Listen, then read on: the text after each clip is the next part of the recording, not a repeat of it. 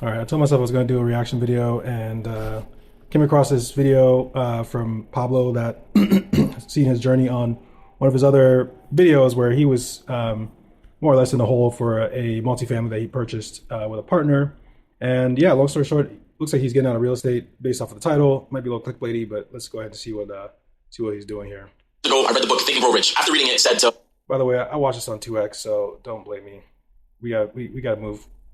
Time is money. Write your goal for the next 10 years. So I wrote down that I would have $1.5 million in real estate. And I did it. But the problem is, it's $1.5 million of debt, not equity, not cash. I basically said I wanted $1.5 million and I got it, but it's all debt. I owe $1.5 million in real estate. So I think this is a perfect example. Yeah, a lot of real estate. I mean, I realize this too. A lot of real estate people claim their net worth, but they're not really talking about equity. They're talking about the value, which a lot of it is debt financed. So people claim they have millions of dollars in net worth, which is in a sense true, but it's misleading because the question is how much of that is actual equity, how much do you actually own? If you own it free and clear, then yes, that's your full net worth. But if you own it in debt, then you got to subtract the liabilities from your assets to really kind of get the true net worth that people aren't really kind of disclosing. Of be careful what you wish for. So today I'm going to break down why I'm selling everything, what I did right, what I did wrong, and why $100 per month in cash flow isn't going to change anyone's life. So I've wholesaled, I flipped, I've done listing. 100%, $100 in cash flow isn't necessarily going to change anyone's life, but I would push back on the fact that for people getting into real estate, it can be a gateway. $100 in cash flow can be a gateway, depending on what you're doing, and we'll see how his situation is. But $100 a month in cash flow can be a gateway to open your mind to what's possible, allow you to pursue more. Obviously, again, it's not going to be something that you can retire off of or do anything else off of. But again, it can open your mind and start giving you that key to the right path and pursuing that time, financial, and location freedom that I'm always talking about. I've had rentals. I've made money in real estate. So it's not a video about me quitting real estate. It's just about when do you know you have to cut your losses and move forward and take the L and then just go on to the next project. Also, I want to clear this up. Not every property I owned was supposed to be a long-term hold. Some were always flips. Some changed. And one just didn't justify the headaches I was getting in order to do that project. So let me walk you through all of them. So property number one was always a flip. It's under contract right now. And I'm going to put some videos on it. That one's going to close in a couple weeks with the inspection, with the appraisal. That one's good to go. We're going to make a good chunk on it. So yeah, he's got a flip. He's got a couple of flips under his belt. Looks like those were always going to be sold. So that's nothing new. Flips are meant to be sold. They have an exit there, short-term exit. What I'm curious about is his long-term buy and holds. It sounds like he's selling those. That's the thing I'm most curious about. Let's see what he talks about. We're always selling. I really like how this one came out. This one, we just had to do a couple little things. This closes February 13th. Hopefully we can stay on schedule for that one. We're just moving along. All right, property number two is the one that I'm standing in right now. So this one is not done yet. It needs about a week for some final touches, and then I'll be able to sell it. So this one was always going to be a flip. I wasn't going to hold this. This was going to be a quick in and out. It's been about like 2 months. Clearly my guy is somewhere in the either Midwest or South, or at least investing in those areas, because you can see the snow.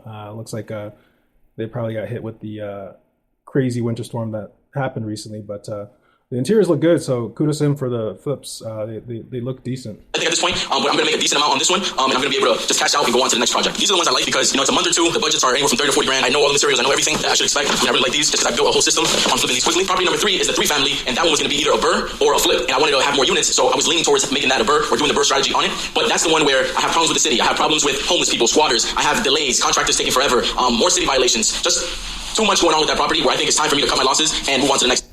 Yeah, and partly it depends on your strategy. So a lot of what he's talking so far is just flips. So he's dabbled in a lot of things. He's got flipping going on. He looks like he's got some buy and hold. He's trying to do some burr, which is just flipping into a buy and hold.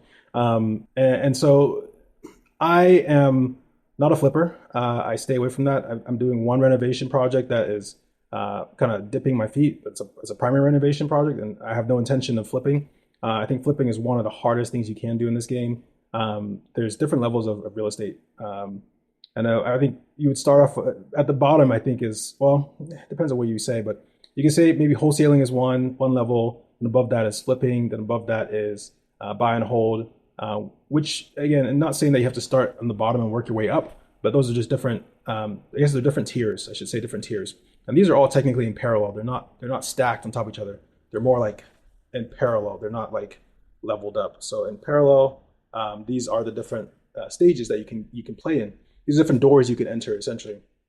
I chose the buy and hold investing because I think if you're thinking of real estate, you got to think long term, you got to think time, and you got to think appreciation and inflation. Real estate is an inflation hedge, and it allows you to take advantage of the inflation that is eroding your dollars. And so I don't like to look at it as a short term thing, just because there's so much to do, and especially if you're if you have holding costs, aka you're using hard money and you're borrowing, you're using quote unquote OPM, which I have such a bone to pick with the term OPM. OPM is just credit. You're just using credit.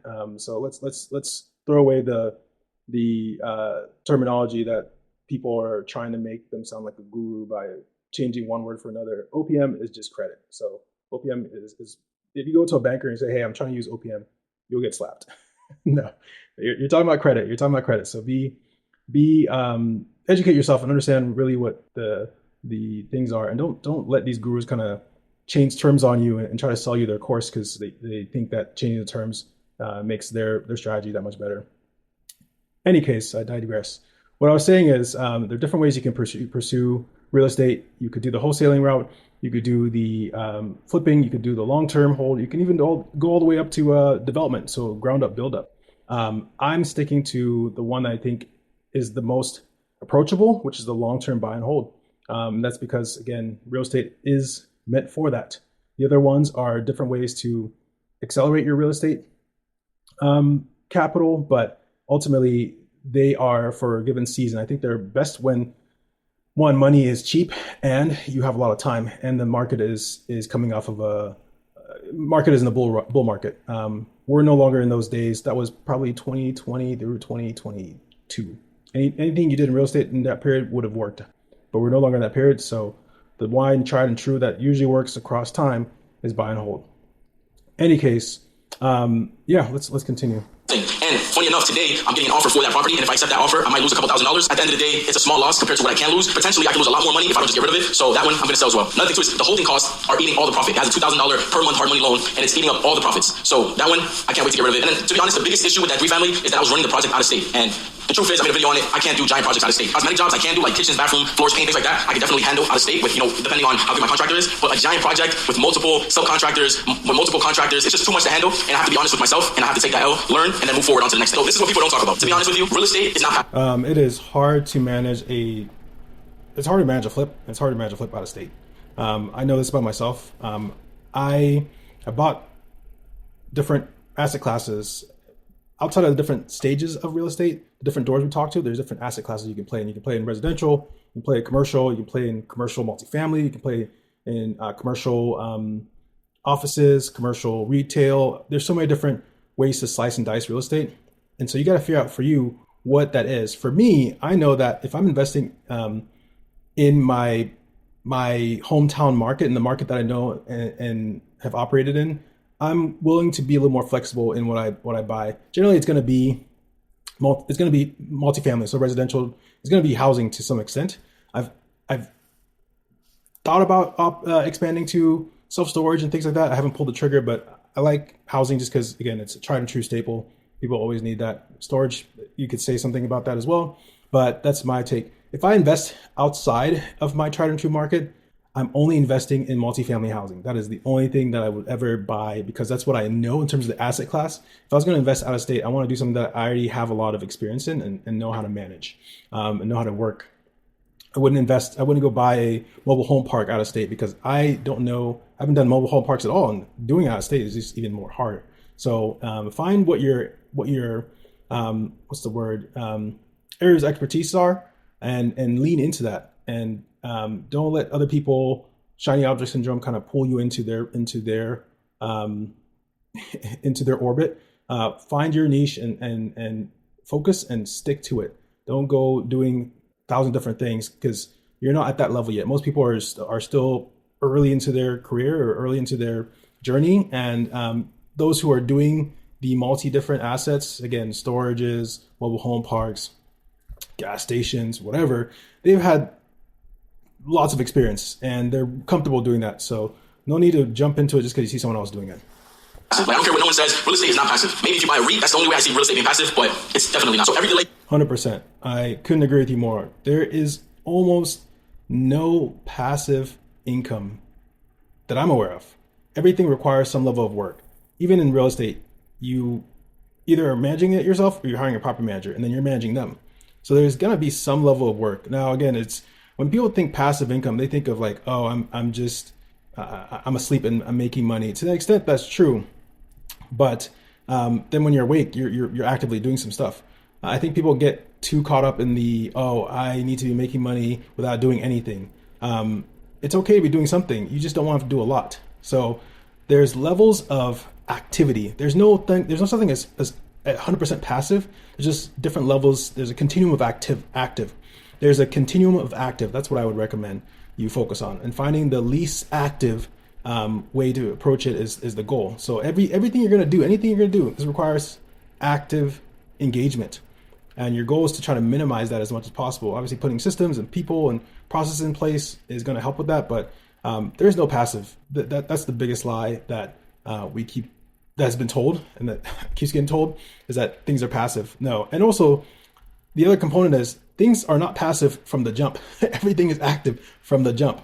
It may take some time to get to that passivity where it's like the least passive or least active you can get to, aka you have the system and stuff. So that's the other thing too. It's one, there's a continuum of activity, of activeness that you're going to have to be involved in any venture. And then two, there's also that years of time and the systems in place. So the longer you've been in it, the more likely you've got systems in place that allow you to be less active. But there's no passive income.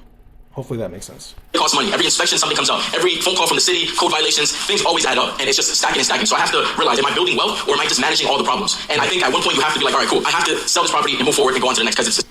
And that's why in real estate, you hire a property manager. If not, you're going to be the one being on the hook for all these things.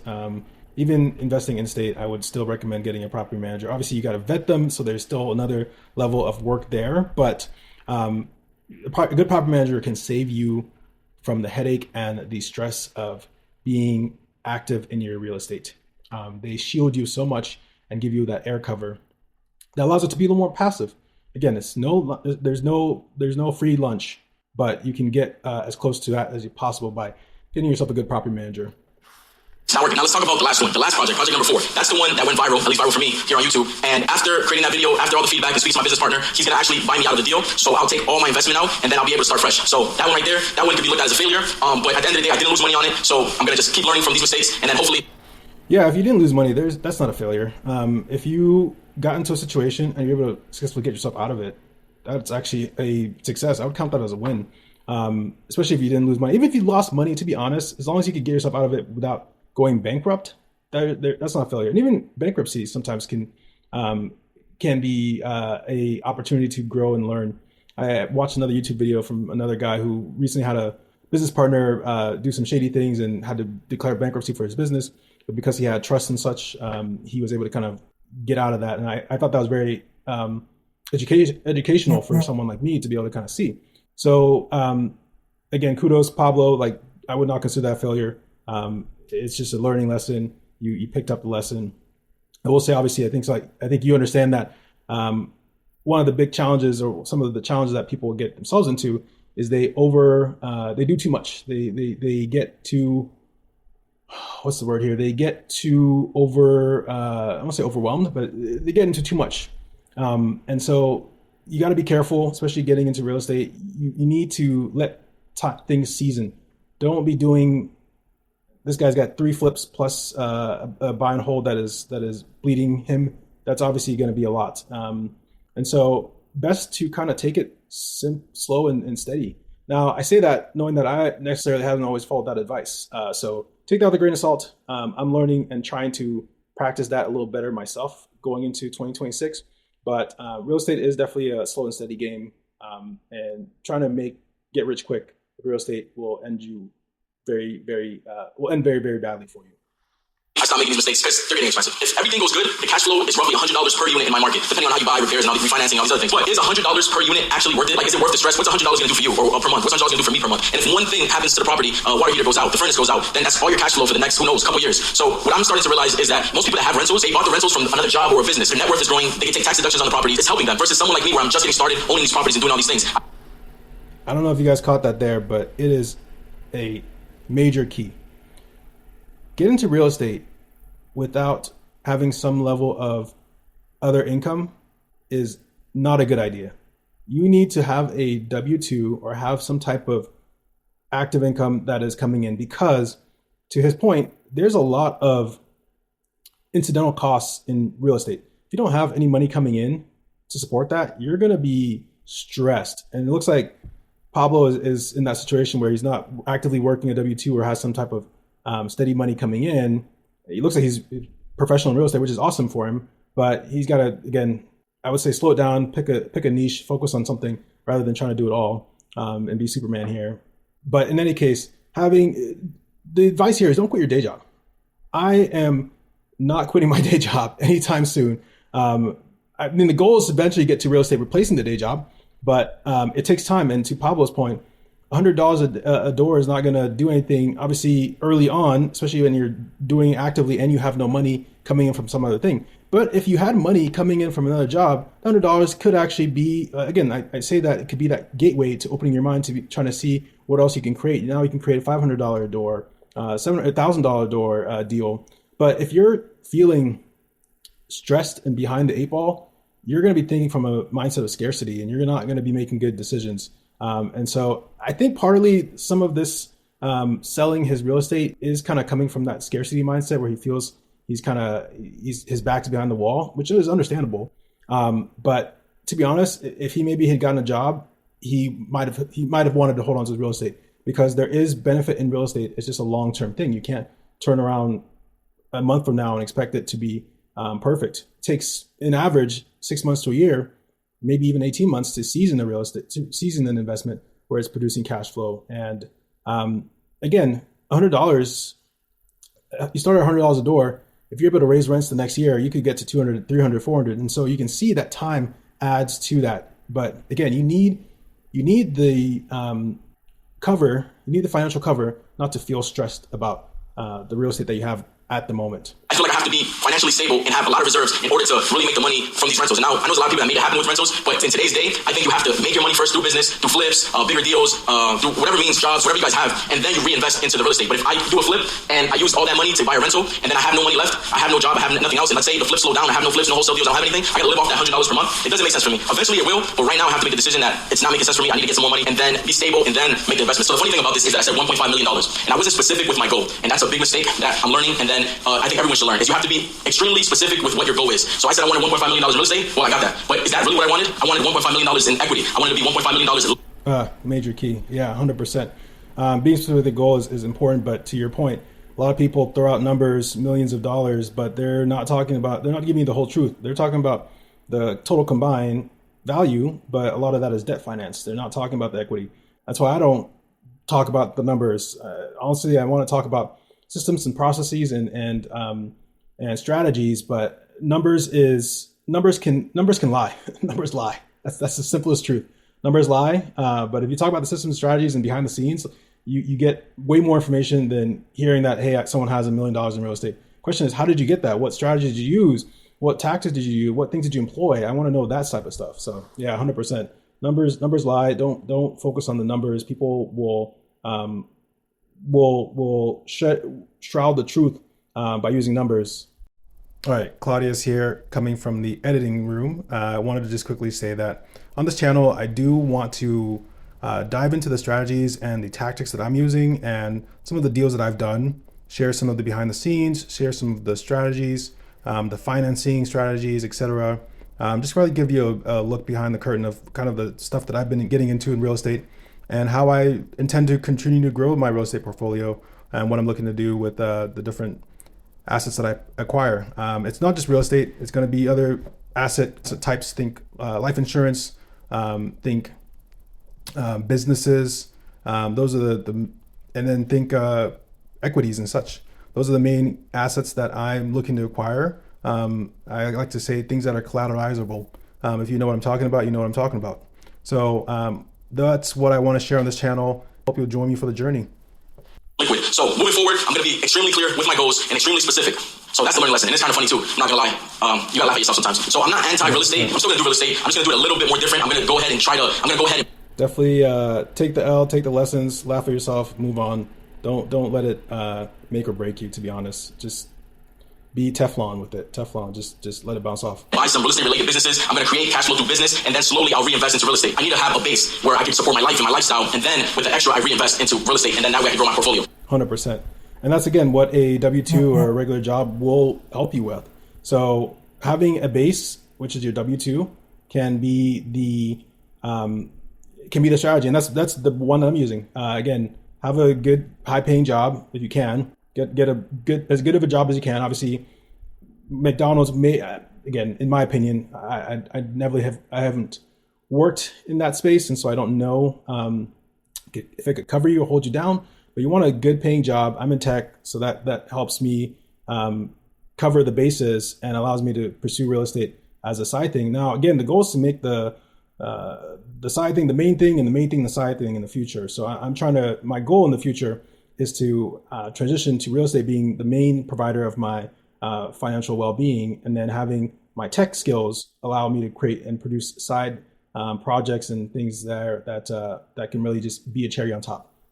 The way I was doing it's not really working, and I'm tired of being around maneuvers. So yes, I'm selling everything. I'm taking the cash. I'm going to regroup. I'm going to figure out my next move, and I'll be choosing my next plays intentionally. Comment below. Let me know if this is crazy, what you would do in my situation, or if you agree with me, or if you disagree. Subscribe because I'm No, I agree with him. I think he's doing it right, and hopefully this helped somebody. Cheers.